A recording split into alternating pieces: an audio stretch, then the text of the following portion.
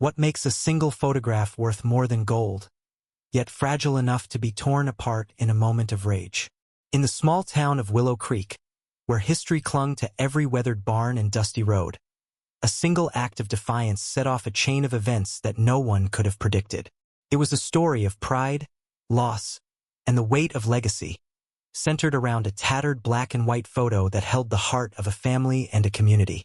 Karen Mitchell wasn't always the woman people whispered about. Once, she was just another face in Willow Creek, a real estate agent with a sharp smile and a knack for closing deals. But beneath her polished exterior simmered a restlessness, a need to be seen as more than just another small-town nobody. She craved control, and when things didn't go her way, her temper flared like a summer storm. That temper, as the town would soon learn, could burn bridges and treasures beyond repair. It was the annual Heritage Festival at Ranch Hall, a sprawling venue on the edge of town where the community gathered to celebrate their roots. The hall was alive with laughter, the air thick with the scent of barbecue and blooming wildflowers. At the heart of the festival was the memory exhibit, a display of artifacts from Willow Creek's past. Letters from soldiers, quilts stitched by pioneers, and, most cherished, a faded wedding photo from 1943. It showed Eleanor Grayson, known to all as Grandma Ellie, radiant in a simple lace dress, clutching the arm of her husband, Thomas, a soldier who never returned from the war. The photo, donated by Ellie's family, was a symbol of love and sacrifice, a relic that had survived decades and become a cornerstone of the town's identity. Karen arrived late, her heels clicking against the wooden floor as she scanned the crowd. She was there to network, to charm potential clients, but her mood soured when she overheard whispers about her latest failed deal, a historic farmhouse she'd pushed to sell for a strip mall. The townsfolk, fiercely protective of their heritage, had rallied against her, and the sting of their rejection fueled her frustration. She wandered into the memory exhibit, her eyes landing on Grandma Ellie's photo, framed in delicate wood and displayed prominently on a velvet pedestal. To Karen, it was just an old picture, a sentimental trinket blocking progress. To everyone else, it was untouchable. The trouble began when Karen, emboldened by a glass of wine and her own bruised ego, started a loud conversation near the exhibit. "This town clings to the past like it's going to save them," she scoffed to a small group of onlookers. "A bunch of dusty relics won't bring jobs or money. We need to move forward." Her words drew gasps, but she pressed on, gesturing toward the photo. "This is just paper. It's not worth the space it takes up." Among the crowd was Lila, a quiet teenager who volunteered at the festival. Lila was Ellie's great-granddaughter, a shy girl with a fierce love for her family's history. She stepped forward, her voice trembling but firm. "That's my great-grandmother's photo. It's not just paper. It's her life, her love. It's what this town stands for." Karen's eyes narrowed, her pride stung by the challenge from someone so young. "Oh, honey," she said, her tone dripping with condescension. "You'll learn the world doesn't run on fairy tales. What happened next would be recounted for years."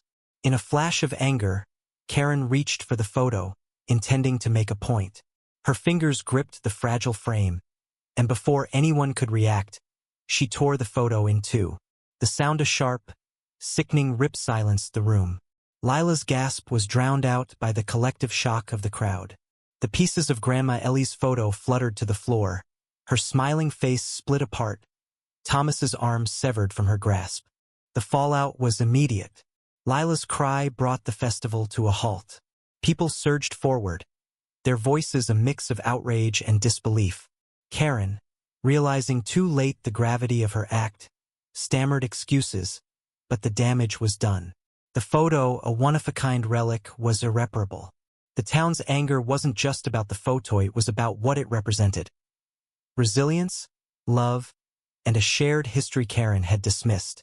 Enter Amos, a figure no one expected to shift the story's course.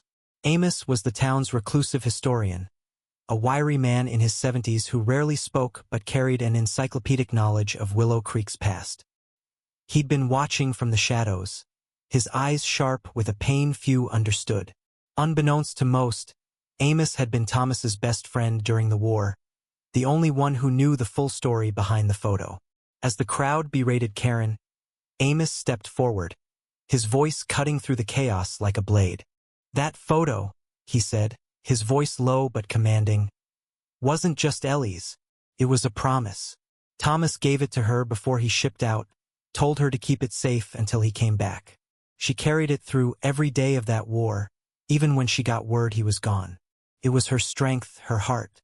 And you," he pointed at Karen, his hand trembling with emotion, "you tore it like it was nothing." Amos's words hit harder than any shout. The crowd fell silent, their anger giving way to grief. Karen's face paled as the weight of her actions sank in.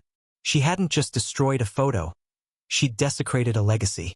Lila, tears streaming down her face, knelt to gather the torn pieces, her hands shaking.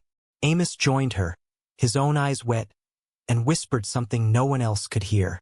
Later, Lila would say it was a promise to help her make things right, though no one knew how. The legal consequences came swiftly. The Grayson family, backed by the town, filed a lawsuit against Karen for destruction of property and emotional distress. The photo's historical value, appraised at $20,000 due to its rarity and significance, became the centerpiece of the case. Karen's defense that it was an accident, a moment of frustration, crumbled under the testimony of witnesses and Amos's heartfelt account. The judge, a lifelong Willow Creek resident, didn't hold back.